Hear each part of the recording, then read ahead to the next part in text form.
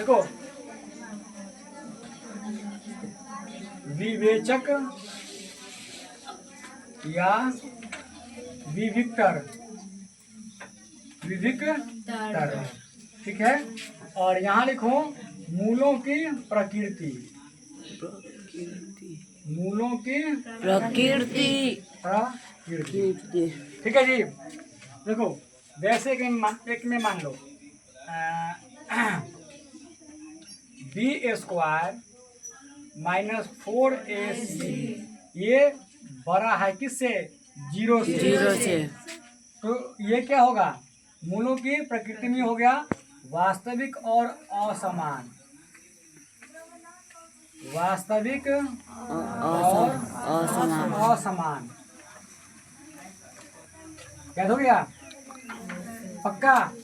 चलो दो में देखो, यदि बी स्क्वायर माइनस 4ac ये बराबर है 0 के, तो ये हो जाएगा तुम्हारा वास्तविक और समान, वास्तविक और समान, ठीक है। 3 में देखो, यदि बी स्क्वायर माइनस 4ac छोटा है किससे? 0 से। मतलब ये होगा तुम्हारा वास्तविक नहीं है, ये वास्तविक नहीं है, वास्तविक नहीं। ध्यान दे भैया, इसको ना अगर सिंपल में इसको समझना अगर चाहोगे है ना, तो ये बी स्क्वायर माइनस 4ac को हम क्या कहते हैं? समझो, बी स्क्वायर माइनस 4ac को हम लोग डी कहते हैं, है ना। या हम लोग इसको ऐसे नहीं तो इसको ऐसे लिख लो, डी बराबर क्या होता है? बी स्क्वायर माइनस 4ac, ठीक है। अगर डी का मान प्लस में आएगा, डी का मान प्लस में आता है तो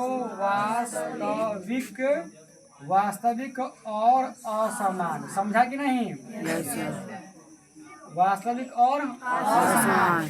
यदि डी का मान 0 आएगा तो वास्तविक और बराबर, वास्तविक और बराबर। यदि डी का मान कुंजी में आएगा माइनस में, तो वो वास्तविक नहीं है, वास्तविक नहीं है, वास्तविक नहीं है। समझ में आया? दोनों क्या सेम है कि अलग अलग है?